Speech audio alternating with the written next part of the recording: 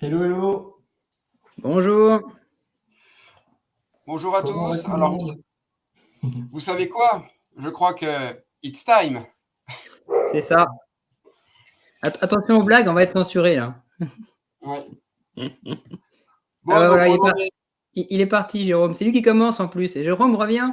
Ouais. Donc on en est déjà à la 4e émission et on a encore tant de choses à explorer. Donc bienvenue dans It's Time 4 avec Marco et Jérôme. On a toujours autant de plaisir à vous accueillir pour parler de Time Tonic. On va essayer de faire une émission avec pas mal d'astuces pratiques pour continuer d'explorer ensemble les différentes facettes comme on a pu le faire jusqu'à maintenant. Comme d'habitude, si vous avez des questions, n'hésitez pas à les poser directement dans le chat. À 3, on devrait réussir à gérer pour y On va répondre, réussir à faire des bêtises. Ouais. Même si c'est pas au fil de l'eau directement, on y revient un petit peu après, sans souci. Ou alors on vous dit qu'on sait pas et puis on en reparle plus tard. Ça peut arriver. Donc Bon aujourd'hui, appétit à Xavier. Bon appétit à Xavier, qui est au restaurant. J'espère qu'il va pas avoir une indigestion avec tout ce qu'on. C'est ça. ça parle un petit peu de bac, ça devrait aller. Ouais, c'est vrai. C'est vrai que c'est un de ses domaines de cœur. Ouais. Donc au programme aujourd'hui, on va parler de dashboard avec Jérôme. Moi, je vais me faire des amis en parlant de Zapier. Et puis on va finir en beauté avec Marco et puis qui va nous faire explorer différentes manières de contrôler les données. De brider l'utilisateur. Moi, j'aime bien brider les gens. C'est mon côté sadique. Tu préfères le présenter comme ça, d'accord. Bon, bah, du coup, c'est parti pour une plongée captivante dans l'univers des dashboards avec Jérôme. J'affiche ton Allez. écran. Ouais, vas-y. Hop, attends, je décale le mien. On devrait être pas mal. Bon, je vais faire du full live pour montrer les dashboards. En fait, je vais créer un espace, on va dire, un template. Je vais prendre un CRM, parce que comme ça, il y aura un peu de chiffres et tout ça, donc c'est toujours un peu mieux. C'était celui-là, je crois que j'avais vu. Donc, on va prendre un petit CRM et on va... Ah bah tiens, j'ai une erreur en plus. Ah oui, le carnet existe déjà. Parce que j'avais déjà créé pour le test ce carnet-là. Hop. Alors, je crée le template pour avoir un peu de data, etc. Pour vous montrer, je vais vous montrer du début comment on crée un dashboard et en fait comment on connecte TimeTonic et Serenitics ensemble pour vous montrer que c'est très simple d'accès. Alors, là, j'ai mon espace CRM test avec des affaires. Donc, je travaille principalement sur cette table-là pour vous montrer, donc avec des montants d'affaires, des dates, des statuts. Donc, je vais laisser cette partie-là pour l'instant. Et là, j'ai juste créé un compte Serenitics. J'ai créé mon compte normalement, comme on va sur Serenitics, créer un compte, et j'ai rien fait de plus. Donc, je vais montrer comment on connecte la source de données. Donc là, TimeTonic à l'application. Donc je vais me mettre dans les sources de données, nouvelle source.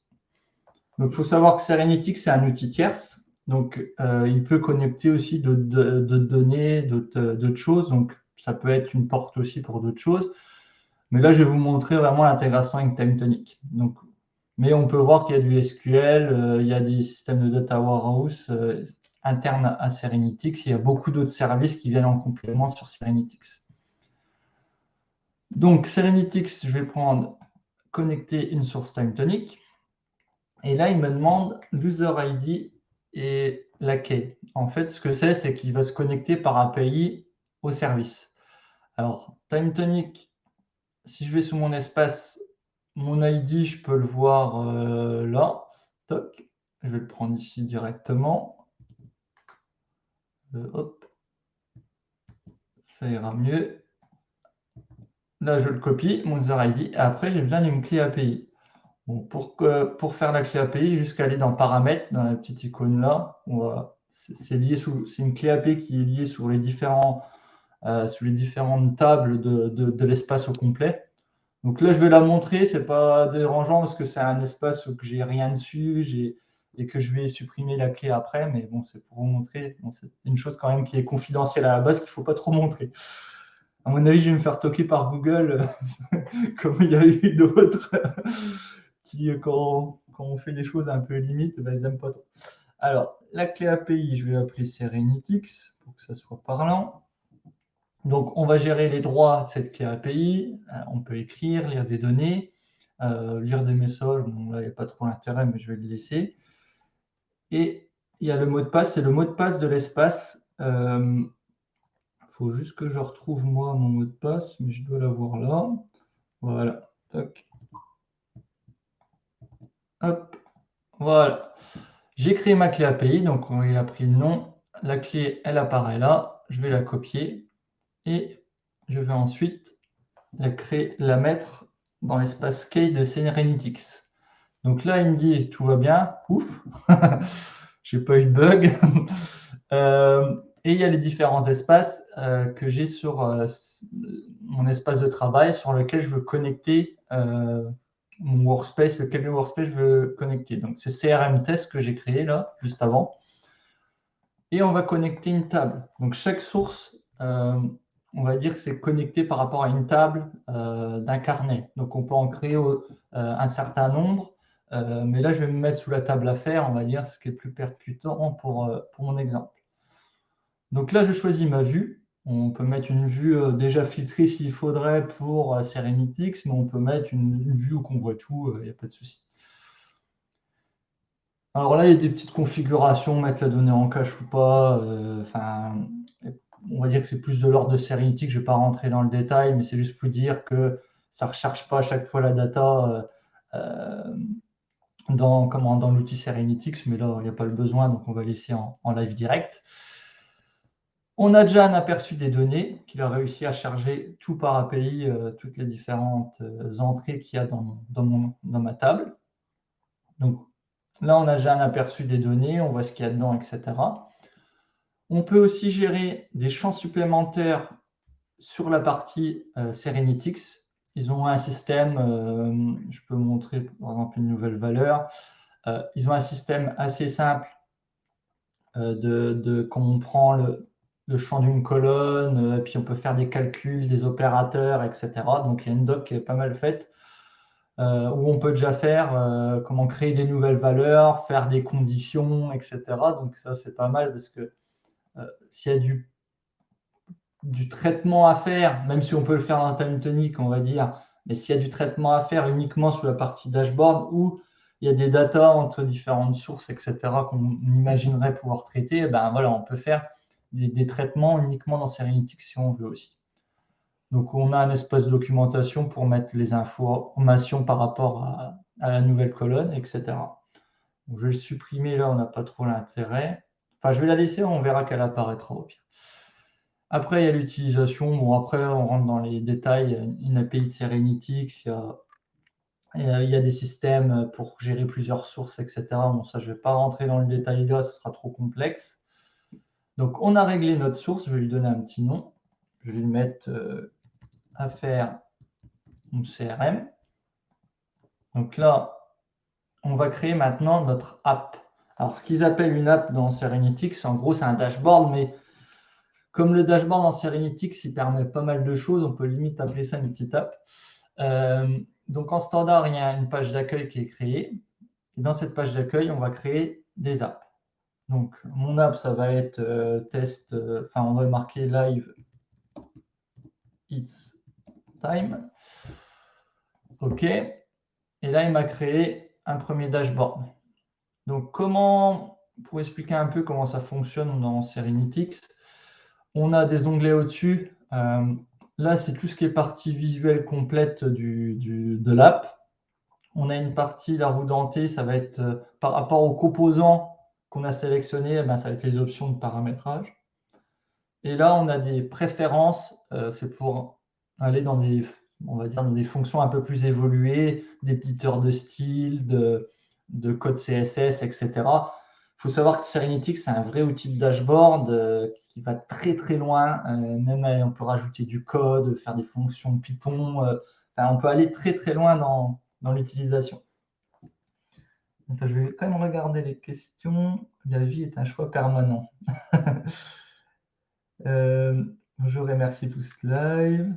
Merci à vous d'être là. Bon, après, sinon, je ne pense pas qu'il y ait de commentaires spécifiques par rapport à ce que j'ai fait pour l'instant. Non, il y a juste Marco qui est content parce que tu as parlé de Python. Ah, il a fait des cours. C'est pas mon langage préféré, mais bon, j'aime bien. Allez, moi, j'ai appris le code avec Python et ça m'a bien plu. Franchement, il y a X années, j'ai fait des petits tutos juste pour découvrir. Je trouve ça, pour des gens qui ne sont pas du métier, plus facile à implémenter, utiliser Python. Donc, ça peut servir pour ce genre de cas-là, pour faire des calculs, etc. Ça va très bien. Donc, pour en revenir à ma présentation, donc là, on va avoir tous les outils qu'on a. Donc là, je vais déjà montrer, on va faire un petit camembert. Le spécial dans les boîtes, c'est le petit camembert qui plie à chaque fois. Donc, on va pouvoir gérer la taille de celui-ci, on va pouvoir gérer la data qui contient dedans. Donc là, on va avoir la source de données. Donc, on va régler suivant les sources de données qu'on a configurées, on peut en avoir une ou plusieurs. Et ces données, ils vont avoir des dimensions, c'est-à-dire par rapport à quoi se base le camembert. Donc, je veux les clients et en fait par rapport aux chiffres. C'est le plus simple, client chiffre. Il m'a mis une somme en standard, mais après on a des fonctions un peu spécifiques, le minimum, le max, la moyenne, etc. Par exemple, si je veux mettre moins de comment je veux mon top 5 clients, si je mets 5, il va me mettre que 5 clients. Vous voyez, c'est vraiment du no-code, vraiment très simple à mettre en place Et franchement, moi, j'ai aimé vraiment utiliser Serenity pour faire des dashboards. J'ai trouvé ça très, très intuitif en termes d'utilisation. Donc là, j'ai mon chiffre client, on va dire. On peut tout noter, on peut faire des choses un peu plus belles. Là, j'ai mis mes données, par exemple. On peut mettre des filtres. Des filtres qui peuvent être aussi bien des filtres statiques, c'est-à-dire qu'on va régler là. Par exemple, on pourrait gérer que c'est assigné à une personne ou non, etc. Donc, ça, c'est un filtre simple, statique, qui n'est pas par rapport à une donnée. On peut avoir des filtres dynamiques. Je vais en montrer un, par exemple, qu'on va dire par rapport au statut commercial. Et on va avoir un filtre qui va reprendre toutes les valeurs de statut commercial. On va pouvoir filtrer dedans. Ce qu'il y a de bien dans Serenity, c'est qu'on voit directement le rendu que ça a et on interagit directement avec la data. C'est directement en live et on verra après quand on sera dans l'app. Tout est dynamique, même dans TimeTonic, l'utilisation, tout est dynamique. Donc là, par exemple, je vais tout désélectionner, je vais mettre que mes affaires gagnées. Pour avoir mon chiffre d'affaires, on va voir que j'ai pas un gros chiffre d'affaires. Ah si, ça va, c'est des gros montants. On peut régler la mise en forme des valeurs. Par exemple, le label du montant, on va dire, c'est chiffre d'affaires. On peut rajouter une devise. On peut rajouter, au niveau du rendu graphique, afficher les valeurs, par exemple. Comme ça, on sait qu'il y a 91% et que c'est 230 000 euros. On peut gérer vraiment sur le graphique, aller beaucoup plus loin dans le design, dans avoir des boutons d'export, par exemple, ça c'est pas mal aussi. Comme ça, les clients, si on fait des portails clients avec des dashboards ou en interne, qu'on veut extraire de la data, on peut avoir directement des extractions possibles. On va avoir tous des paramètres après graphiques suivant chaque représentation derrière, mais franchement, ça reste assez simple d'accès et assez simple à modifier.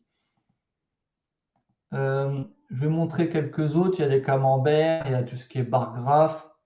Là, pareil, c'est juste des façons différentes de représenter la donnée. Après, c'est un peu tous pareil. Je vais faire par client et on va mettre tous les clients et tous les chiffres. Hop, et on va, par exemple, il faudrait que je vais en mettre moins, je vais mettre les 10. Toc. Et comme ça, on a tous les noms. Et puis voilà, c'est juste pour vous montrer différents exemples de ce qui est possible de faire. Alors là, j'ai créé une app.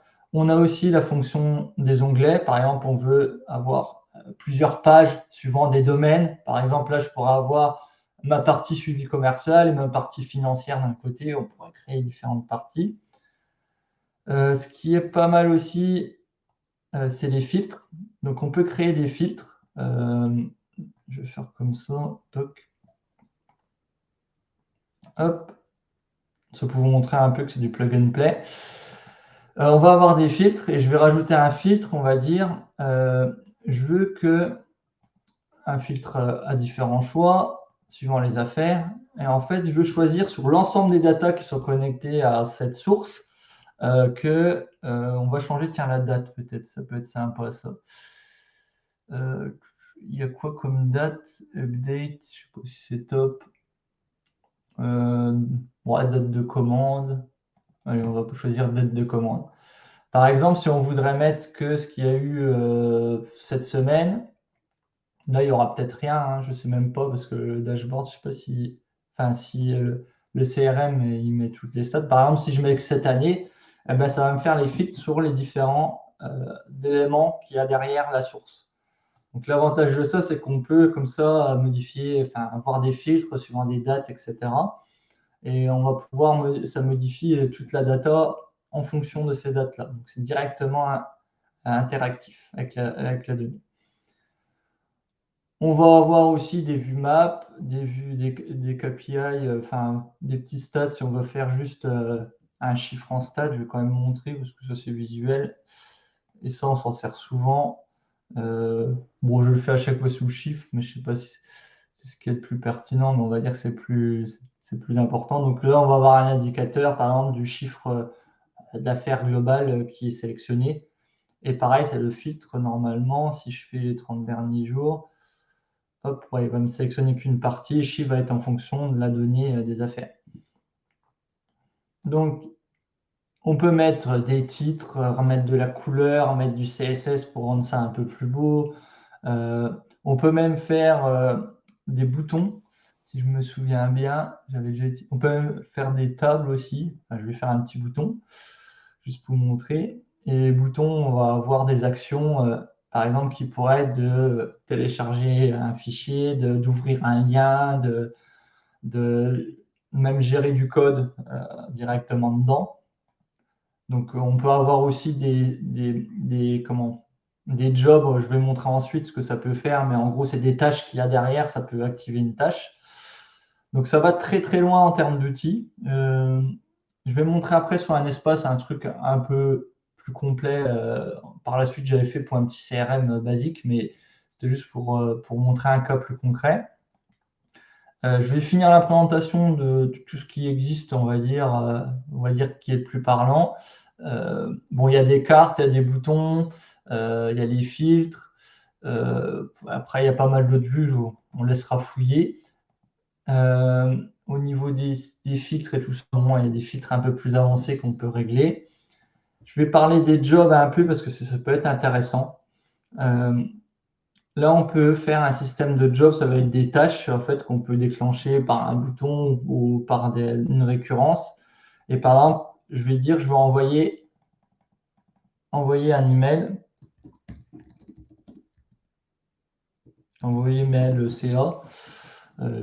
Hop. Et là, on va mettre le sujet. Je vais marquer test. On va mettre les emails vers qui envoyer. Je vais mettre sur mon adresse. Et on va séparer, ouais, ça, on peut mettre les attachements. Et là, par exemple, je veux envoyer en copie mon app pour que ça fasse une copie à l'instant T des chiffres, etc., et que ça l'envoie en PDF directement dans le mail.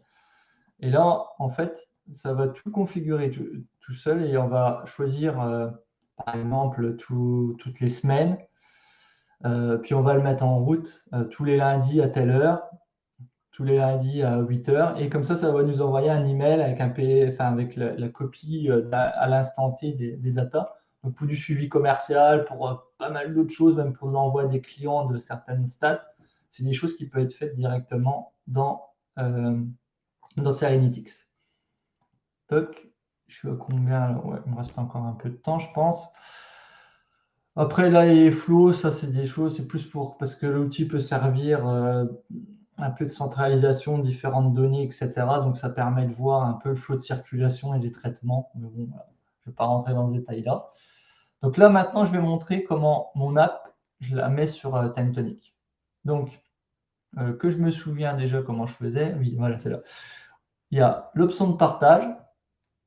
Donc, on va avoir différentes configurations. Et ces configurations, j'en parlerai un petit peu très rapidement par rapport au pricing. C'est parce qu'il y a certaines options qui seront disponibles sur certains pricing, etc. De manière générale, suivant le plan qu'on est. Donc, là, je suis sous l'offre gratuite de Serenitics pour info, juste pour montrer. Donc, privé, vous êtes le seul à consulter cette app. Donc là, il faut se loguer en fait. Il y a le restreint suivant les personnes qui a le droit de voir ou pas. Et puis, on peut embarquer ça même sur d'autres applications si on voudrait, embarquer les dashboards dans d'autres applications. Et on a le lien. Si tu peux zoomer, c'est peut-être un peu petit l'écran. Ah oui. Ouais. Ok. C'est mieux? Ouais, je pense que ça sort mieux. Ouais, carrément. Donc là, je vais copier le lien. Et là, on a les différents modes. Je vais mettre en mode public pour que ce soit le plus simple. Hein. Toc. Et en fait, on va avoir le lien vers ce dashboard-là. Donc, comment on le met dans TimeTonic? Ensuite, je vais me remettre dans mon CRM. En fait, on va créer une Smart Page. Alors, ces Smart Page, j'avais déjà montré très rapidement dans un autre live, mais c'est juste une page où on peut embarquer une autre application, quand elle le permet, bien sûr, parce que certaines applications, ça marche, et d'autres pas. Donc, je vais créer ma Smart Page qui va être, je vais appeler dashboard, hein, je vais être très original. et où je vais mettre mon lien Serenitix qu'il y avait précédemment. Donc, il faut savoir qu'il y a une petite option, envoyer le code de l'utilisateur à Serenitix. Pareil, ça va dépendre des plans et tout ça, mais en fait, ça va permettre de, suivant l'utilisateur qui utilise Serenitix, que ça va filtrer en fonction de l'utilisateur TimeTonic par rapport à Serenitix et stats. Donc, l'avantage, c'est qu'on a un filtre directement suivant l'utilisateur. Ça, c'est TimeTonic. Par contre, ce filtre, il faut l'avoir paramétré dans Serenitix. Ouais, c'est ça. Il y a un petit tuto qui est bien fait sur l'aide TimeTonic qui montre un peu comment le configurer. Bon, là, je ne vais pas le faire, je ne vais pas rentrer trop dans les détails, mais je l'avais déjà fait, moi, en test. C'était assez simple. Donc, là, j'ai créé ma Smart Page et vous voyez directement, en fait, on a une vue de ce que j'ai créé directement dans mon espace. Donc, et là, pareil que tout à l'heure, en fait, on a tous les champs sont dynamiques directement. On a les boutons, on a la vue, on a les indicateurs. Enfin, là, c'est parce que j'ai pas dû sélectionner le truc, mais en gros, il va me faire tout en live et on aura un dashboard vraiment dynamique directement dans l'application. Et on peut créer plusieurs smart pages sous plusieurs espaces, etc. en fonction du besoin. Qu'est-ce qu'il y aurait d'autre à dire sous les smart pages? Voilà au niveau du dashboard là que je vous ai montré. Je vais vous montrer un autre que j'avais fait, même s'il est très succinct aussi, mais c'est juste pour vous montrer un peu ce qu'on peut faire. En fait, c'était ma première version de mon outil que je m'étais fait de suivi de mes prestats. Et j'avais anonymisé tout ça, j'avais fait un espace de démo après avec cet outil-là. Et je prenais un peu mes opportunités de leads, le nombre de leads par mois, la répartition des leads. J'avais mon potentiel de vente en cours, tout ce qui n'était pas encore ciblé, mais qui était possible de convertir. J'avais le potentiel de vente, un peu la répartition pour me rendre compte, il y a tel projet, ça représentait tant de pourcents. Les types de projets, dire si c'est outil métier, automatisation, etc. Et je m'étais fait un petit dashboard comme ça. Et pareil pour la source des leads, je regardais un peu d'où venaient mes leads, de Malte, de mon réseau, de certains partenaires, etc. Donc, comme ça, j'avais un suivi vraiment complet au niveau de mes opportunités. Et là, pareil, j'avais fait les petits filtres dynamiques pour choisir les dates, etc. Et j'avais fait une deuxième Smart Page pour mon suivi financier. Par exemple, là, c'était vraiment ce qu'il y avait après. Le chiffre par mois, le chiffre par client pour avoir des sommes, les projets en cours, combien ça représente, la répartition des projets. J'avais fait un petit outil de suivi de paiement aussi pour me suivre où c'est que j'en étais dans mes paiements, qu'est-ce qu'il y avait en retard, etc. Donc, c'est pour vous montrer un peu un cas réel d'utilisation, mais on peut faire beaucoup d'autres choses.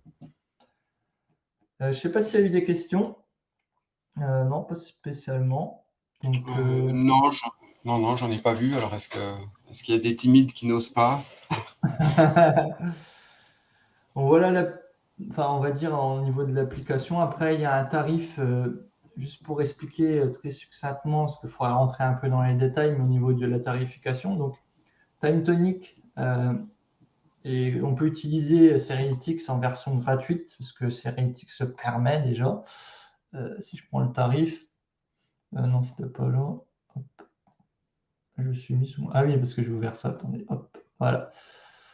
Donc Serenitix a différents tarifs. Il y a une version, il y a une version quand on est une agence, une version quand on est personnel. On va avoir différents accès studio, de viewers externes, d'espace, etc. Donc on peut déjà l'utiliser en gratuit. Moi, souvent, j'ai utilisé en gratuit pour le début du projet parce que ça suffit largement. Et après, suivant le plan qu'on a à TimeTonic, à partir de Pro, on a une tarification, des options spéciales qui se mettent en place niveau TimeTonic. À partir de Pro, on a le droit. Je vous remettrai un petit compte rendu plus tard si ça vous intéresse, s'il y a des gens que ça intéresse, mais c'est pour vous montrer sous Pro combien on a le droit de dashboard, combien on a le droit de sources, etc. Il y a des limitations là-dessus.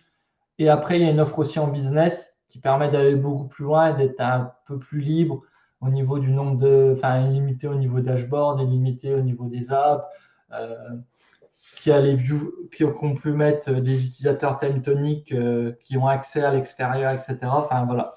Donc c'est pour aller beaucoup plus loin dans l'utilisation de dashboard avec la partie business qu'on a, on va dire, quelque chose de plus conséquent. Donc, il y a des choses qui sont incluses et la partie business, c'est un surcoût en plus pour cette partie. Voilà au niveau de la présentation. Je ne sais pas si vous avez des questions, vous. Sinon, on va passer à la suite. Je ne sais même plus qui c'était après, moi. Normalement, c'est à mon tour. Ok. Bon, je vais arrêter Non, l'écran. ça me semble très clair. Ouais, tu as fait des choses sympas avec les dashboards là. Ouais, puis franchement, c'est assez simple. J'étais bluffé par la facilité de faire les choses et les filtres et tout ça. Enfin, franchement, je trouvais ça simple à implémenter et ça permet de faire beaucoup de choses. Et même, il y a des possibilités techniques qui vont très très loin, même si on a besoin avec Serenitix. Et je pense pour des outils de gestion d'entreprise et tout ça, enfin, au mieux d'avoir un truc très basique qu'ils auraient fait en interne TimeTonic, ils ont pris un vrai outil pour faire ça. Et je trouve ça très pertinent parce que on le voit sur d'autres outils, hein, dont Airtable, il y a certaines choses qui sont déjà bien, mais ça reste limité, et surtout en termes d'utilisation, que là, vu que c'est un outil externe, ça permet beaucoup plus de choses. Et on peut même avoir d'autres sources, etc. Donc, ce qui permet encore plus d'ouverture. Airtable, en termes de graphique, tu es quand même hyper, de dashboard graphique, tu es quand même hyper limité. Donc, en entreprise, moi, j'ai rarement fait des graphes comme on les voit sous Airtable. Oui, non, mais c'est sûr, c'est pour ça. Après, Et puis sinon, ouais, je voulais te demander, tu as déjà testé en croisant, en utilisant avec une autre source de données et puis en mixant des données TimeTonic et d'autres ou pas? Non, t'as pour pas eu être le cas franc, non, encore. parce que mon besoin à chaque fois, c'est limité à des apps TimeTonic Ouais. on gérait tout le business dans TimeTonic. Mais enfin, après, ça peut être facilement testable avec un Google Sheet, par exemple, parce que je crois Ouais. qu'il s'y est donc directement. Donc, mais je vois pas trop le souci. Au contraire, enfin, c'est ça la force, c'est un peu de multiplier les sources. Et il y a même des fonctions pour agréger la data en fonction des sources et de faire, tu vois, des calculs et tout ça. Donc, ça va très très loin. Ouais, j'ai fait quelque chose avec, mais je suis pas allé forcément aussi loin que toi, puis j'ai pas testé non plus l'agrégation de data de différentes sources. Ok, Toi ok. qui as passé un peu de Bon. temps, je me pose des questions. Bon, je vais laisser la place à Martial. Ouais, donc on va parler, donc après la partie dashboard, hop, ouais, je partage mon écran. Après, ouais, on va parler de Zapier, puisque Zapier est directement intégré à TimeTonic. Enfin, il y a l'app TimeTonic qui est dans Zapier. Alors, la première chose à faire, c'est de préparer la clé API. Donc ça, Jérôme vous a déjà montré la démarche avec la définition du niveau de droit qu'on peut accorder à l'API. Donc voilà, de lecture, écriture, etc. Là, tac, c'est mon écran. Voilà. Il faut que tu mettes. Ouais, nickel. Ouais, c'est bon. Donc ouais, déjà, quand on est dans... Non, c'est pas là. Quand on est dans TimeTonic et puis le automatisé avec Zapier, en fait, il renvoie juste sur la page de Zapier. Donc, qu'est-ce qu'on retrouve dans Zapier? Donc là, je suis sur un nouveau Zap, juste pour montrer un petit peu les triggers et puis les actions qu'on peut avoir. Donc, alors, pour les personnes qui ne sont pas forcément habituées à Zapier ou aux automatisations, le principe est toujours de partir, alors ce qu'on appelle un trigger ou un déclencheur. Donc, c'est quelle action va permettre de lancer l'automatisation. Et ensuite, on a une liste d'actions. Donc, en trigger de base dans TimeTonic, dans l'app TimeTonic, on a soit une nouvelle ligne dans une table ou une nouvelle ligne dans une table, enfin, dans une vue d'une table. Donc, il vaut mieux utiliser la ligne dans une vue. À savoir qu'il y a une particularité, c'est que quand la ligne, elle rentre dans la vue, si on la fait ressortir et re-rentrer, ça ne redéclenchera pas le zap.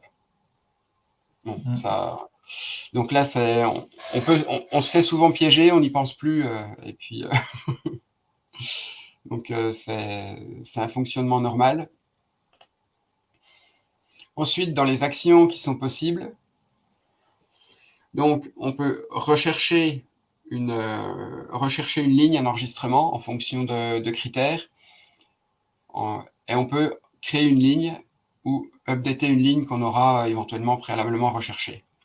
Donc les actions sont très simples, mais parlantes, et permettent de faire déjà pas mal de choses.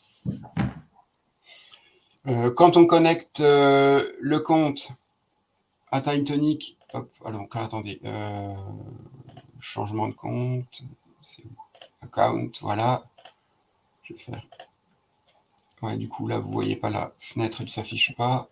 Voilà, donc ça ouvre là. Donc, Zapier nous demande l'user ID. Donc, c'est comme Jérôme en a parlé tout à l'heure, c'est le nom du compte, alors bien sans l'arrobas qui est devant. Et puis le token, la clé API qu'on aura déterminée. Voilà. Donc, connexion relativement classique. Alors maintenant, je vais vous montrer deux petits cas. Un où je vais juste expliquer le déroulement parce que j'ai quelques données personnelles et puis vu que déjà j'ai pas envie de les montrer et puis par respect pour les gens et puis vu qu'Eric a eu 2-3 soucis, on va essayer de se tenir de ce point de vue-là. Donc c'est un petit système de gestion des cartes de visite pour implémenter les données de nos contacts dans le CRM. Parce que sur des événements physiques, l'échange de cartes de visite, le petit carton existe encore. Et bon, c'est pas forcément super sympa de les saisir, de les ressaisir une par une. Donc, je profite de l'application TimeTonic et de la fonction de l'application sur le téléphone TimeTonic et de la fonction photo document pour traiter ça. Donc, en fait, je ne sais pas si l'écran est assez gros. Je vais essayer de zoomer un peu plus. Ouais, ça devrait aller. Ouais, c'est bien. Ouais, donc en fait, il y a une première étape où, dans une vue relativement simple, je scanne la carte de visite. J'ai le document qui vient se mettre dans le champ carte de visite. Et de là, j'ai un zap. Hop, voilà. Qui est tout simple. Quand un nouvel enregistrement arrive dans la vue scan, donc là, j'envoie la ligne à Idenai pour que j'ai connecté un modèle d'OCR, donc de reconnaissance de caractère. Parce que un des soucis de la carte de visite, c'est qu'on a des données, on a du texte, mais par contre, il n'y a absolument rien de structuré, de formalisé dans une carte de visite. On n'est pas comme dans une facture où on aura toujours l'émetteur, etc., enfin, au même endroit.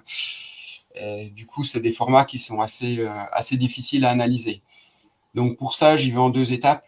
Une première étape où j'extrais les caractères, tout ce qui est reconnaissable. Donc là, je vais avoir les mails, les fonctions, les numéros de téléphone, les fax. Ouais, il y en a encore qui ont des fax. Ça, c'est la vraie vie des entreprises. Il y en a encore qui ont des fax un petit peu. Et puis ensuite, de ces données-là, donc je vais updater dans TimeTonic le champ text by Idenai. Hop. Donc de là, j'ai une automatisation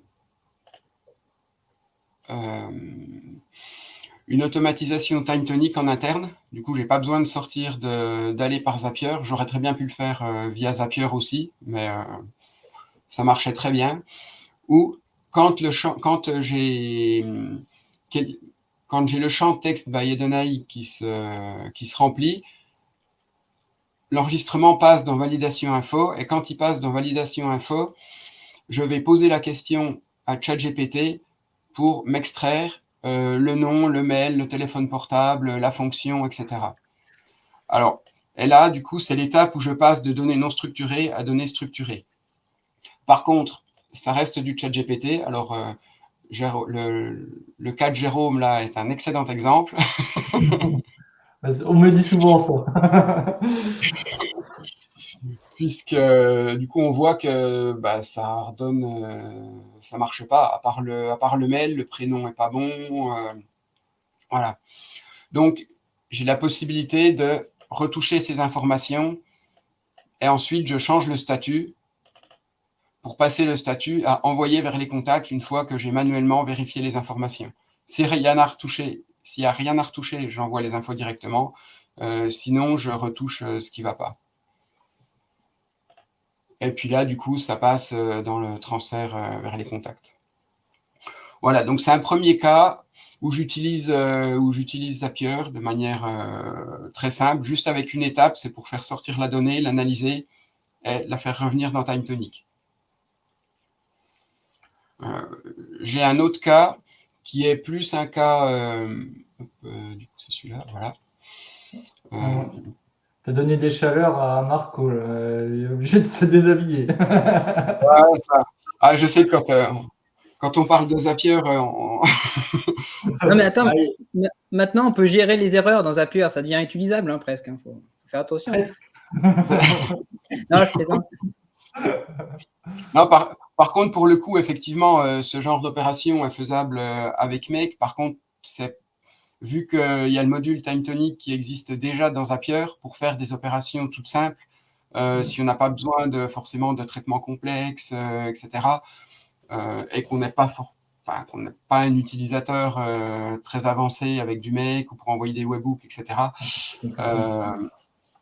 ça permet de débloquer un certain nombre de cas d'usage que les automatisations TimeTonic ne peuvent pas encore traiter, puisqu'il y a quand même eu des évolutions entre-temps, avec des choses très sympas. Pareil, donc, le deuxième... Je te coupe 2 secondes. S'il y a des gens qui sont intéressés pour le prochain live, que je fasse une passe sur Make et que je montre avec Make comment j'utilise avec TimeTonic, avec la custom app qui a été créée par Michael Jacques.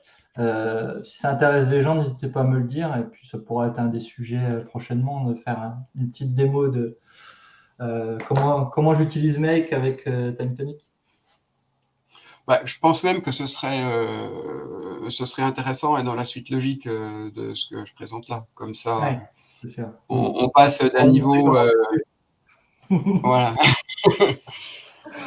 On commence avec le niveau poussin et puis on passe en senior d'un coup. Non, mais Zapier, il est très bien parce qu'en plus, même pour faire les trucs simples, c'est beaucoup plus abordable pour les gens et même pour maintenir quand même, pour des choses simples, ça se passe bien. Après, j'aime bien Make parce que pour aller faire des choses plus évoluées, disons que Make a beaucoup plus de fonctions et de trucs visuels qui te permettent de gagner du temps et en plus d'être très efficace. C'est juste pour ça. Là, c'est vrai que sur des cas où, comme là, j'envoie la donnée et puis je la récupère. Bon, le plus long, ça a été de trouver le bon modèle d'OCR à utiliser. Ah ouais, c'est sûr. Donc ouais, le deuxième cas, c'est un cas où je gère des trajets de transport. Donc j'ai une adresse de départ, une adresse d'arrivée, et puis j'ai envie de connaître la météo du lieu d'arrivée. Donc ça peut servir en hiver ou sur des longs trajets dans le cas de transport routier pour savoir est-ce qu'il faut que je m'équipe des pneus neige, est-ce que voilà, des choses comme ça. Est-ce que je peux laisser aller. Comment est-ce qu'il faut que je prenne mes lunettes de soleil ? La personne qui a travaillé dans la logistique pendant quelques années. Ouais, en fait, maintenant, il y a quand même beaucoup de transporteurs qui équipent systématiquement tous les tracteurs tous les tracteurs de tous les équipements. Ça n'a pas toujours été forcément le cas. Bon. À vrai dire, maintenant, il y a tellement d'interdictions de circuler dès qu'il y a un demi-flocon de neige qui tombe qu'on est quand même moins souvent embêté. Donc le cas, c'est le cas, c'est simple, c'est je choisis dans la liste de mes clients une société de départ. une société d'arrivée. À partir de là, bon, j'ai l'adresse. Alors, la base là est faite où je vais chercher les adresses par automatisation et pas par lien de table. Voilà, c'était juste un cas parce que il fallait que je le montre à quelqu'un. Donc, je ne vais pas chercher les adresses en lien, mais par automatisation TimeTonic. Du coup, là, je récupère mes latitudes, longitudes, parce que j'en ai besoin après. Et à partir du moment... c'est celui-là. Donc, en fait, le zap, c'est quand j'ai une nouvelle ligne dans la table trajet, dans la vue météo. Alors, je continue que si j'ai ma géolocalisation, parce que si je n'ai pas de géolocalisation, derrière, le zap ne peut pas marcher. Et à partir de là, j'ai simplement utilisé le module. Alors, la limite, c'est que je ne vais pas chercher la météo en fonction d'une date, mais je vais chercher la météo que du lendemain. Voilà, parce que j'ai voulu le faire avec les modules intégrés de TimeTonic sans aller chercher des choses un peu plus complexes ou payantes. Et comme le module renvoie une information en anglais, derrière, je la traduis. Je la fais traduire par le module intégré de Zapier pour le mettre en français. Ça pourrait être très bien une variable d'une langue qui est attachée à la langue du chauffeur qui est présent dans TimeTonic. Ça, c'est tout à fait possible. C'est pas beaucoup plus compliqué. Il suffit juste que quand je l'ai là, ouais. Quand on choisit un conducteur, dans la base conducteur qui est une langue, et du coup le paramètre il reviendra dans Zapier avec à cet endroit-là. Voilà. Et ensuite, je mets à jour donc avec la traduction. Tac, donc entre-temps, voilà. Donc, on sait que demain, alors ils habitent où le client là, arrivé. Bon, à Clichy, il va pleuvoir. Désolé les gens de la région parisienne. Et a priori, il ne va pas faire chaud. Donc voilà, c'est un autre cas d'utilisation de Zapier qui montre que sans aller très loin, on peut déjà faire des choses sympas qui apportent un plus dans l'utilisation courante pour les utilisateurs. Et pour le coup, c'est hyper abordable avec les intégrations qui sont faites. Ouais, et puis en plus, sous Zapier, il y a beaucoup d'intégrations, toutes faites. Donc c'est l'avantage quand on est moins technique. Je trouve que Zapier peut être plus facile à implémenter, à faire des choses déjà dans un premier temps avec Zapier, c'est pas mal. Et en plus, c'est vrai que tu n'as pas montré, mais toutes les apps, c'est énorme sous Zapier. Tu peux connecter ça à beaucoup de solutions. Donc, des fois, quand tu te retrouves limité sur certains use cases en TimeTonic où tu te dis j'aimerais bien me connecter à ça ou avoir la donnée de ça, Zapier, c'est une porte d'entrée pour connecter des outils. C'est vrai que pour le coup, c'est un des gros avantages de Zapier par rapport à Make, c'est le nombre de connexions déjà prévues. Ils mettent plus de 5000 connexions. Donc voilà, ça permet vraiment d'enrichir. C'est une manière simple d'enrichir sa donnée dans TimeTonic. Tac. Bon, voilà pour moi. Marco. Maintenant, Marco, tu vas pouvoir te faire plaisir et nous démontrer toutes les astuces que tu mets en œuvre pour brider l'utilisateur. Non, pas forcément toutes, parce que je pense que toutes les astuces, ça ne tiendrait pas là, au niveau timing. Parce que j'ai beaucoup d'idées pour les brider. Non, là, je vais parler d'un sujet plus léger. Donc, on a vu les dashboards. Une fois qu'on voit que l'entreprise se porte bien, le sujet vraiment important pour les salariés, c'est de poser des congés, en fait. Donc, j'ai fait une petite application. On va faire une petite application en live avec TimeTonic pour faire des demandes de congés, pour illustrer un peu comment on peut contrôler les données avec TimeTonic et faire en sorte que l'utilisateur saisit des demandes, on va dire, qui sont cohérentes. Alors là, j'ai créé donc une base live 7 mars. Donc, c'est une base qui est vierge. Et là, maintenant, je vais créer une table pour faire des demandes de congés. Donc, je crée une nouvelle Smart Table. Je vais l'appeler demande congé. Une demande de congé, c'est quoi? Alors, je vais considérer une demande assez simple. On va dire qu'une demande de congé, il y aura un statut. Il y aura une date de début, une date de fin. et puis notamment le demandeur de congé, celui qui va valider, potentiellement des commentaires aussi hein, par rapport à la demande de congé. Donc là, je renomme du coup la vue, parce que la première vue, je la mets toujours admin. Par défaut, je mets un petit icône et du coup, on est parti. Alors là, dans ma demande de congé, je vais renommer le premier champ qui est un champ auto-incrémenté. Par exemple, pour l'appeler juste numéro de demande, on va dire que ma demande va être auto-incrémentée. Ce n'est pas très important, l'identifiant technique, enfin plutôt l'identifiant métier de ma demande, ce n'est pas très important. Moi, ce qui m'intéresse, c'est vraiment de pouvoir montrer comment on peut du coup faire une demande de congé un petit peu sympa. Alors l'idée, c'est de rajouter un statut. Donc un statut, bah, ça va être du coup un champ du coup sélection. Donc le statut, avec un T, ça serait peut-être mieux. Un champ de type sélection. Sélection, on va dire, moi, je n'autorise pas la saisie libre. Parce que saisie libre, ça veut dire que quelque part, on pourrait ajouter un nouveau statut alors que bah non, je veux imposer les statuts.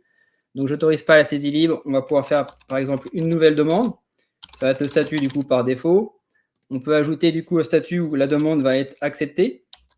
Demande de congé acceptée. Et puis, il y a un troisième statut, par exemple, qui va être refusée. Alors, je change un peu les couleurs pour que ce soit à peu près logique par rapport, du coup, au contenu. Là, du coup, j'ai inséré le champ statut. Ensuite, j'insère du coup 2 colonnes, date, du coup, date de début, date de fin. Donc, on va avoir date de début. Donc, une colonne de champ date. Hein, jusque-là, rien de fou pour le moment. Hop, chat dans date de début. On va du coup dupliquer la colonne pour pouvoir faire une colonne date de fin. Date de fin. J'insère la date de fin. Et du coup, la date de début, je vais peut-être lui mettre une valeur par défaut. Par défaut, je vais dire que c'est aujourd'hui, par exemple. Je ne mets pas forcément de valeur par défaut pour la date de fin. Et il me reste aussi quand même quelque chose d'important, peut-être ajouter qui fait la demande de congé, donc le demandeur. Donc le demandeur, là, je vais faire du coup un lien vers une autre table pour lier du coup à la table des utilisateurs finalement de mon espace, enfin du tout, ou même de ma société. L'idée, c'est de pouvoir faire en sorte que de pré-remplir automatiquement le demandeur avec l'utilisateur TimeTonic qui est connecté. Donc là, je fais un lien avec mon espace d'administration et je prends la table des utilisateurs. Je veux uniquement sélectionner un utilisateur. Je ne vais pas pouvoir créer forcément un collaborateur depuis cet espace-là et une seule personne pour le demandeur. Donc là, je crée le demandeur et pareil, je vais créer du coup aussi le valideur. Ce que j'appelle le valideur, c'est la personne qui va valider du coup les congés. C'est pareil, donc lien vers une autre table. La table, du coup, l'espace. Donc là, je fais un lien vers une autre base qui est du coup mon espace d'administration. Je choisis la table utilisateur, lien unique, sélection uniquement. Là, j'insère le champ. À ce stade-là, donc si je ajoute une nouvelle demande, ça ressemble à ça.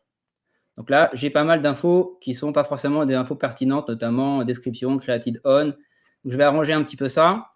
Du coup, je vais créer une nouvelle vue. Je ne touche pas à la vue admin et je vais l'appeler par exemple nouvelle demande.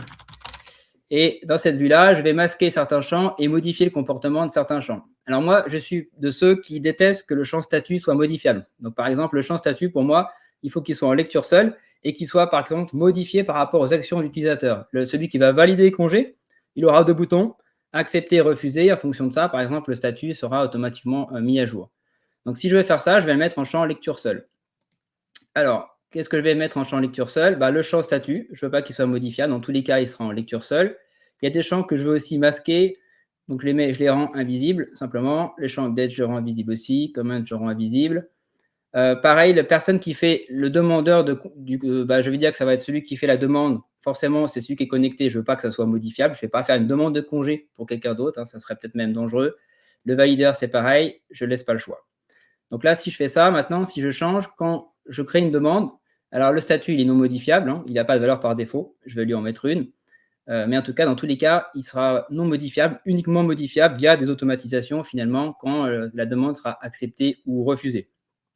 Alors, pour mettre des valeurs par défaut, ce que je vais faire, du coup, c'est que je vais décider, du coup, qu'il y a des valeurs par défaut qui seront les suivantes. Le statut, je vais dire que c'est une nouvelle demande par défaut.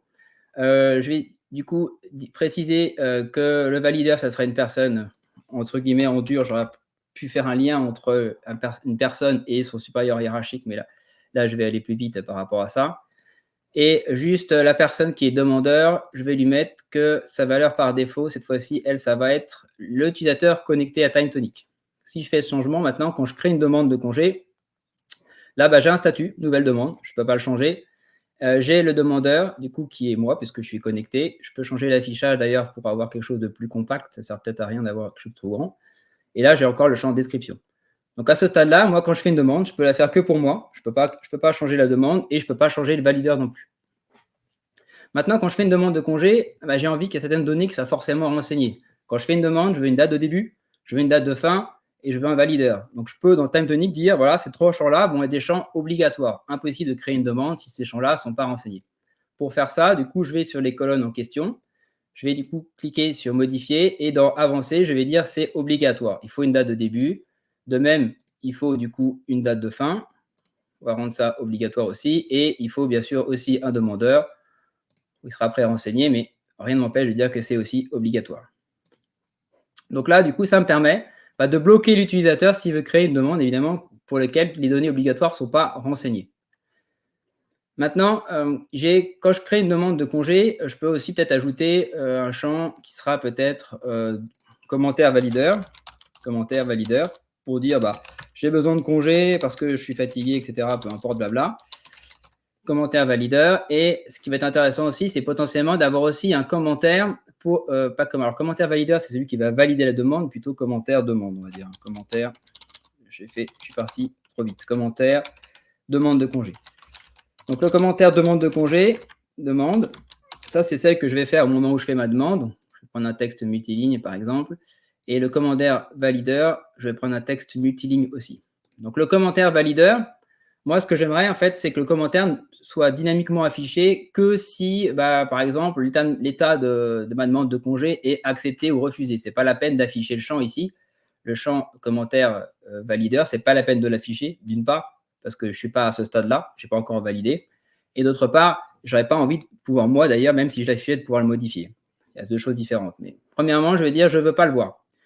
Donc, pour dire je ne veux pas le voir, mais je veux le voir quand même dans certaines situations, ce qu'on peut faire, c'est utiliser, on peut refaire ce qu'on appelle la visibilité conditionnelle. C'est-à-dire que le commentaire valideur, je vais dire, il ne sera visible que si le statut est parmi accepté, refusé. Donc, si je fais ça et que je fais sauvegarder, quand je suis du coup en vue fiche, le commentaire valideur disparaît parce que mon statut, il est à l'état nouvelle demande. Dès que le statut va changer, automatiquement, il sera visible. Ma date de début, ma date de fin. Maintenant, je suis sur une demande de congé. Une date de début, une date de fin. Ce qu'on voudrait, pareil, c'est pouvoir interdire finalement un utilisateur de saisir une demande de congé dont la date de fin est antérieure, par exemple, à la date de début. Actuellement, c'est obligatoire, mais rien ne m'empêche de faire une demande de congé pour le 7 mars 2024 au 1er janvier, par exemple. Ça n'a pas de sens métier. Si je laisse enregistrer ça, on va avoir une demande qui sera complètement aberrante. Donc, l'idée, c'est de le bloquer quand il veut faire ça. Pour le bloquer, pour faire ça, on va créer une case à cocher qui va être cochée quand les dates de congé seront valides. Décocher sinon. Cette case à cocher, on va la rendre obligatoire, de sorte que si les dates ne sont pas valides, on ne peut pas enregistrer la demande. Et à l'inverse, par contre, si la case est cochée, on pourra enregistrer la demande.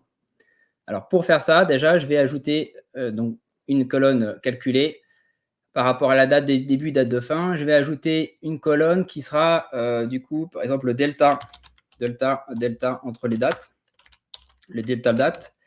Et cette colonne, du coup, ça va être une colonne de type formule. Et je vais dire, du coup, ça va être du day. Alors, c'est du jour, day, je crois. Day delta. Donc, ça, du coup, ça me calcule le delta en jours entre la date de début et la date de fin. Donc, la date de début, ensuite, je mets date de fin. Donc là, j'insère ce champ-là. Si je mets quelques valeurs pour voir ce que ça donne, si je fais du coup du 6 mars, par exemple, au 23 mars, donc j'ai une valeur qui est positive. Donc, moi, ce que je vais dire déjà, c'est que les dates sont valides si mon delta date, il va être positif ou nul. Donc, j'ajoute une colonne case à cocher qui va être du coup date valide. Donc là, c'est une checkbox, case à cocher.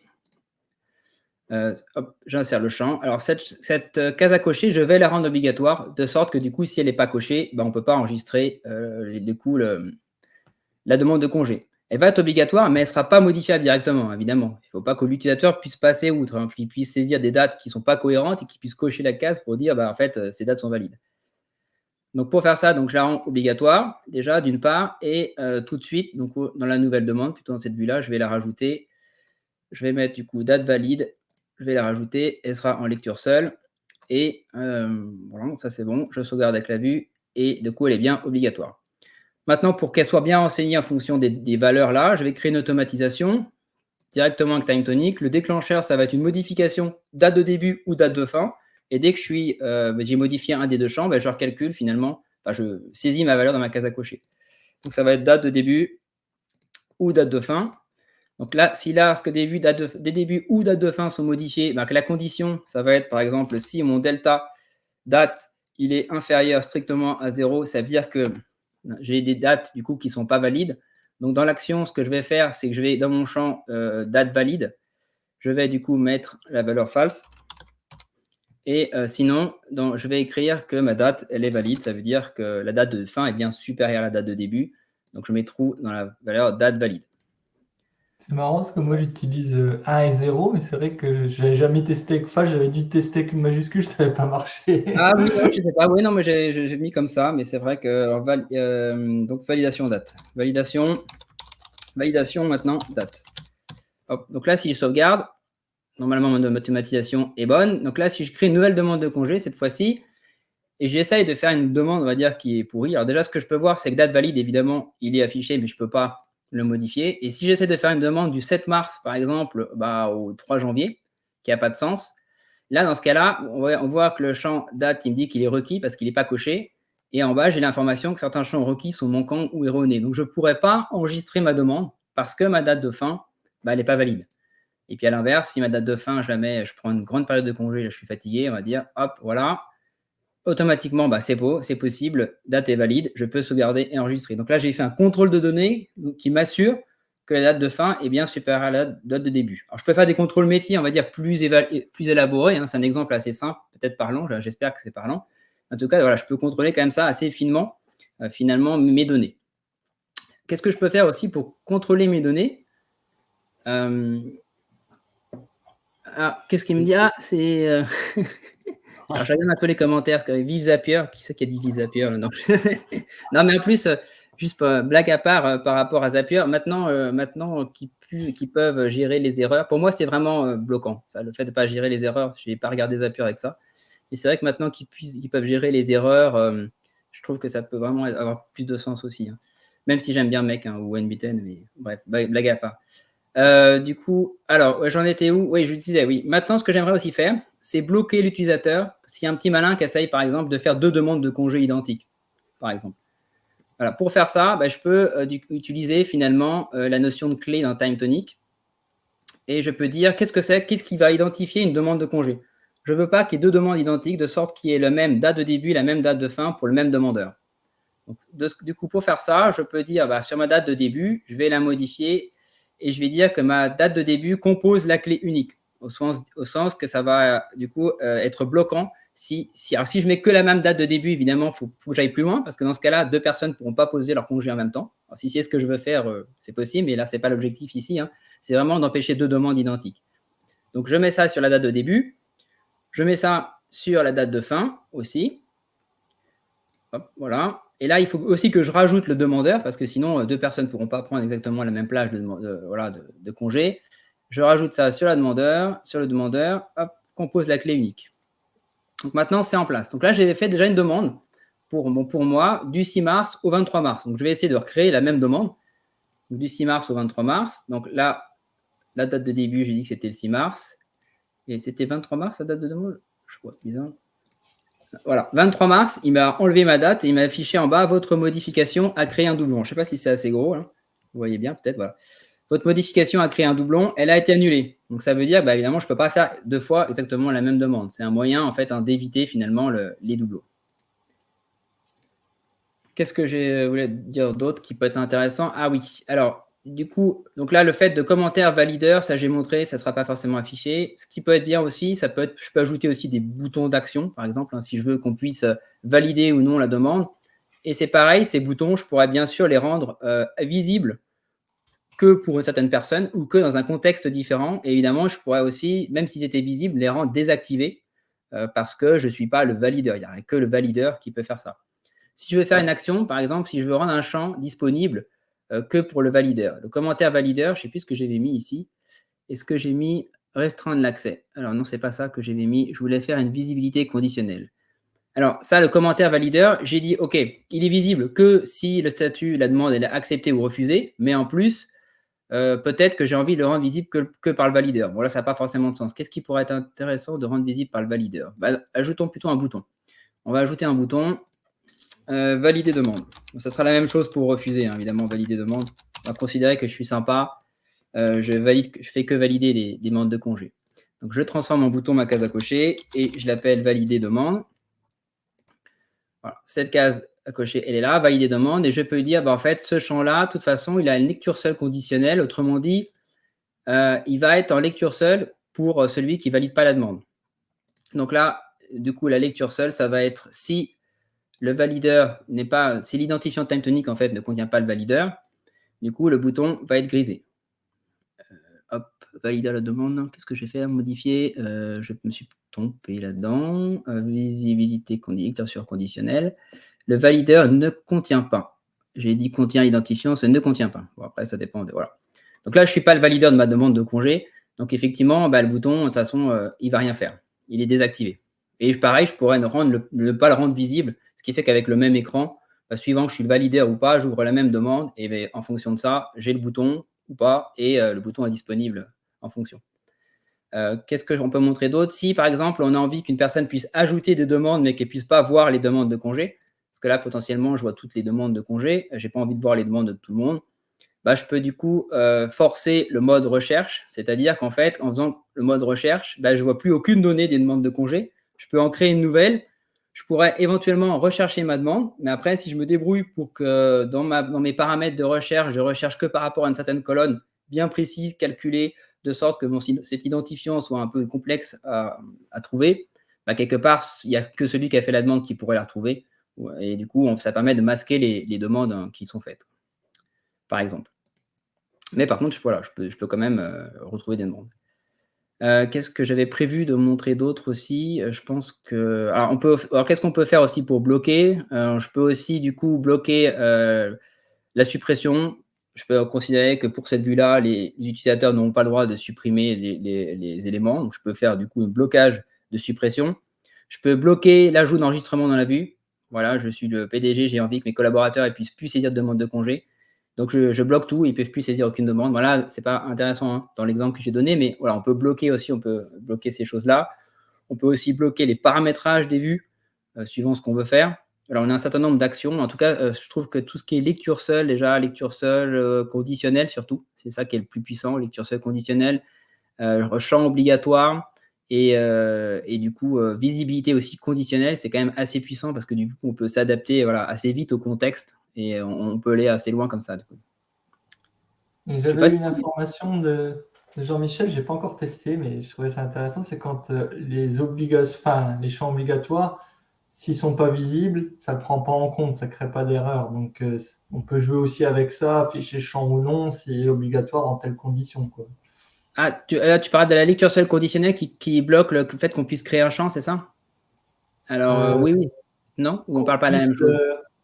Non, mais qu'il y a un champ obligatoire ou non, tu vois. Par exemple, dans ton process, là, par exemple, ce champ-là, il est obligatoire.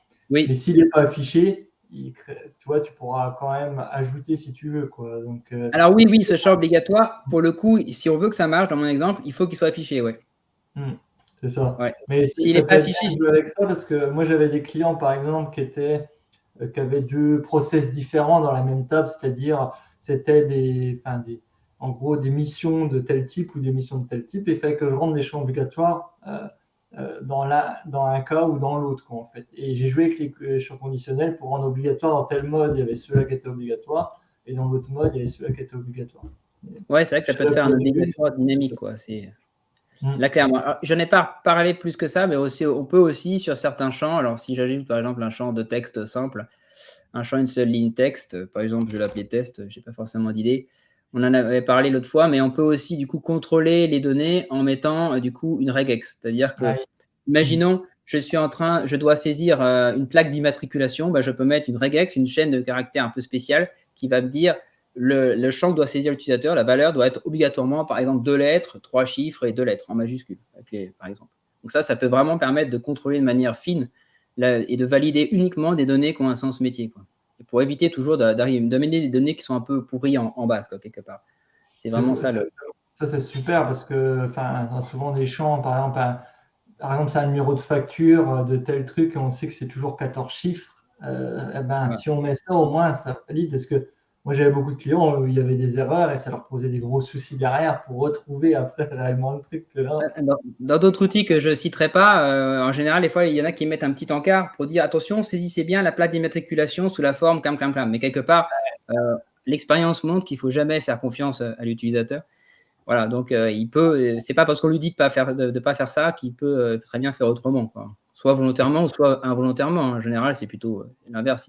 Il va assez vite, il n'a pas forcément compris le modèle et il saisit une donnée qui n'est pas cohérente. Si on le bloque, ça peut être une contrainte, mais quelque part, en fait, ça lui évite de saisir des données qui vont être fausses, quoi. Donc finalement, c'est quand même intéressant, quoi, pour lui. C'est pas juste bloquer pour bloquer, hein. C'est vraiment l'idée d'accompagner quelque part l'utilisateur et de lui faire comprendre pourquoi il ne peut pas saisir une demande parce que sa demande finalement n'est pas cohérente, quoi. Ouais, c'est quand même plus sécurisant de bloquer, quelque part de bloquer, de verrouiller la saisie en amont, plutôt que de laisser faire la saisie et de faire un message d'erreur comme quoi la saisie n'est pas bonne. Ouais. C'est un décontournement qui est possible, mais voilà. Ouais, autant le bloquer tout de suite, quoi. Ouais, c'est moins sécurisant et puis c'est moins transparent pour l'utilisateur. Il fait sa saisie, il passe à autre chose et puis il n'a pas vu qu'il y avait un message d'erreur. Et par expérience, de ce que je vois chez beaucoup de clients, TimeTonic, Airtable et autres, il y a beaucoup de soucis dans la gestion des données et dans la qualité des saisies de données. Et c'est souvent un gros point noir pour faire évoluer le système et tout ça après. C'est qu'une fois qu'elle est saisie et qu'il y a plein de défauts dedans, et le problème, c'est que moi, j'ai des clients qui ont 2-3 ans d'activité avec l'outil, sur TimeTonic ou sur Airtable. Et après, il va falloir aller gérer tous les doublons. Il faut aller gérer tous les champs, qu'il y a un oubli sur machin, et parce qu'ils n'avaient pas mis d'obligation, parce qu'ils n'avaient pas mis de contrôle sur certains trucs. Et je peux vous dire, là, il va y passer du temps à tout rechanger, le client que j'ai en tête. Comme quoi, de le faire du début, c'est quand même une bonne pratique pour être tranquille pour après. Oui, clairement, les bases de données, quand la qualité des données est mauvaise, c'est un enfer après. Et des fois, il faut refaire le modèle. Si le modèle, en plus, n'est pas bon au départ, c'est encore un autre problème. Mais alors, ouais, ça, c'est vrai que c'est compliqué. Il faut vraiment éviter d'avoir des mauvaises données en base, quoi. C'est quasiment ce qu'il y a de pire. Voilà. Je ne sais pas si vous avez des questions ou pas, ou si on vous a assommé peut-être. Non, après, il y a un petit contrôle de données là, qui permet tout de suite de formater, de mettre tout le texte en majuscule, etc. Oui, c'est vrai que j'en ai pas parlé, ça, mais ça peut être pratique aussi. Pas du gros contrôle de données, mais ça permet d'avoir du formatage. Ouais, on peut tout mettre en majuscule. Si par exemple on met un nom, je sais pas, voilà, je mets mon nom au départ, peu importe, et après normalement, voilà, il est automatiquement en majuscule. Ouais. Voilà, je viens de voir le commentaire de. C'est les programmeurs qui mettent true ou false. Oui, peut-être, c'est vrai que. Je sais pas. C'est vrai que peut-être dans l'idéal, il faut que ça soit une case à cocher plutôt que mettre 1 ou 0 ou true ou false parce que c'est peut-être pas forcément hyper parlant. Moi, j'avoue que je me suis pas posé la question en fait, du coup. Et je crois que j'avais dû essayer de mettre true mais avec un T majuscule où j'avais peut-être fait une erreur. Je me suis dit, ça marche pas. J'ai essayé 1 puis ça a marché, mais. Mais c'est vrai que c'est pas clair, il faudrait limite que ce soit la case à cocher, vu que c'est une case à cocher. Après, ça nécessiterait probablement de sélectionner d'abord la colonne avant de pouvoir appliquer finalement les valeurs qui sont dedans, parce qu'on là, dans l'automatisation, finalement, ce que j'ai fait ici, il faut qu'on puisse choisir d'abord le champ. Si on voulait pouvoir préformater la valeur, comme on sait que c'est un champ booléen, case à cocher, on pourrait mettre une case visuelle, quoi. Mais là, comme on choisit d'abord, forcément, je pense qu'on n'a pas cette info-là, quoi. Voilà. Et après, c'est juste ça à savoir. Mais sinon, en tout cas, ça permet quand même de profiter du coup de l'éditeur de conditions qui peut faire des conditions super avancées. Donc finalement, les conditions métiers peuvent être hyper avancées parce que là, du coup, je peux imbriquer des et ou, puis faire des groupes avec des et, fabriquer des et ou dans des conditions assez complexes, qui fait que finalement, ma donnée va être validée ou non valide, quoi. Donc, je peux vraiment faire les. Ce que j'aime bien aussi. C'est vrai que c'est top. Hein. Franchement, ta façon de voir, pour valider ou non avec une case à cocher, machin, tout ça, je trouve ça vraiment pas mal. Je faisais pas comme ça exactement, ça dépendait des cas, mais c'est vrai que j'utiliserais peut-être plus. C'est surtout, je trouve que cet éditeur EU, il est très puissant, puis c'est facile de voir en fait. On arrive bien à voir la condition, quoi. Donc c'est vrai que c'est plutôt pas mal, quoi. Et idéalement, il faudrait pouvoir personnaliser même le message d'erreur, quoi. Mais... c'est plus nous qui sommes limités dans la manière de comprendre tous les imbriquements. Ouais, c'est vrai que ça peut vite être compliqué, ouais. Non, ce que j'aime bien aussi dans les contrôles, là, c'est les lectures seules conditionnelles qui permettent de passer des lignes en lecture seule et quelque part de les verrouiller à la modification en fonction du passage dans un statut, par exemple. Oui, bah c'est vrai que quelque part, une demande de congé, c'est ce que je devrais faire parce que finalement, quand la demande de congé, elle est validée ou refusée, bah, il n'y a pas de raison que la ligne soit donc elle va être en lecture seule. Si mon statut, finalement, il est parmi accepté ou refusé, il faut que ma demande de congé elle soit en lecture seule. Tant qu'elle a l'état nouvelle demande, bah, je peux faire des modifs. Mais par contre, après, voilà, ça n'a plus de sens, quoi. Surtout pas, ouais. Ouais, c'est vrai que c'est bien pour les factures aussi et tout ça, des trucs comme ça. Enfin, même s'il y a certaines limitations là-dessus, mais quand tu veux faire des trucs très contrôlés comme ça, c'est vrai que c'est top. Non, et puis on profite aussi des champs en lecture seule dans les formulaires. C'est-à-dire que par exemple, si je transformais ça, si je partageais, je faisais un formulaire externe, nouvelle demande par exemple, nouvelle demande, bah, du coup, je peux avoir. Alors là, sur un formulaire externe, ça va être différent parce que du coup, je n'aurai pas l'utilisateur courant forcément puisque je ne suis pas connecté. Mais en tout cas, sur ma demande, j'ai bien mes valeurs par défaut et j'ai mon statut qui reste en lecture seule. Donc, je peux afficher des données dans le formulaire en lecture seule. Ça, c'est intéressant aussi. Ouais.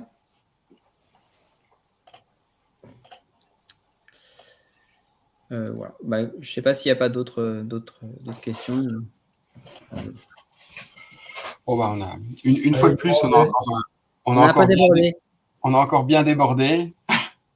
Ouais, c'est pas grave. Personne derrière. Comme on sait qu'il n'y a personne derrière, voilà, ça. on se met moins la pression sur le timing. Edouard, il me demandait si la vidéo sera dispo. Bah, je ferai un peu comme d'hab. Moi, je mettrai sur ma chaîne YouTube demain, ou dans la journée de demain, je pense, la vidéo du replay.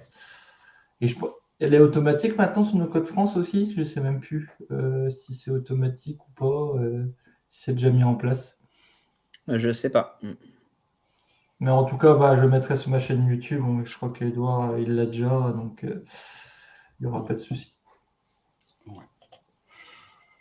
Ça marche. Bah, merci à tous. Ah, il y a une question peut-être les anciennes. Bah, sur la chaîne. Ah oui. Les anciennes émissions, elles sont sur la chaîne YouTube de Jérôme. Ouais, je peux remettre le lien. Attendez, Ouais, tu mets le lien, c'est pas forcément facile à trouver. Toc. Alors, j'ai ça, moi. Et puis, donc, comme d'habitude, s'il y a des sujets que vous voulez qu'on aborde la prochaine fois, n'hésitez pas à nous faire signe. Vous savez où nous trouver, que ce soit sur le Slack des Time Toniciens, le Slack de nos codes France, sur LinkedIn. Soit des sujets, soit des cas d'usage qu'on pourrait essayer de créer un peu en live aussi. Si vous avez des cas d'usage auxquels vous pensez, ça peut être aussi l'occasion de les faire. Donc, on s'est déjà noté qu'on pouvait prévoir une passe sur Make après être passé sur Zapier. Ouais, moi je veux bien m'en charger. J'en fais en ce moment pour un client. Donc. Il est dedans. Ok, bah, merci à tous d'être restés jusque-là, pour ceux qui sont encore là. Désolé d'avoir débordé, mais on a trop de choses à dire. Xavier a dû finir son dessert depuis le temps. À mon avis, Xavier, il s'est étouffé. Là, on n'a plus de nouvelles de lui. Il y avait trop de front au début. Non, mais là, il y avait trop de front pour lui, les dashboards et tout, c'était trop visuel. Enfin, moi, je pense, je comprends. Hein. C'est ça. C'est même pas fait que web, il n'y a même pas de bac Xano, donc ça l'intéresse. C'est ça. Oh, bah, merci à tous. Au mois prochain. Et en attendant, portez-vous bien. Salut.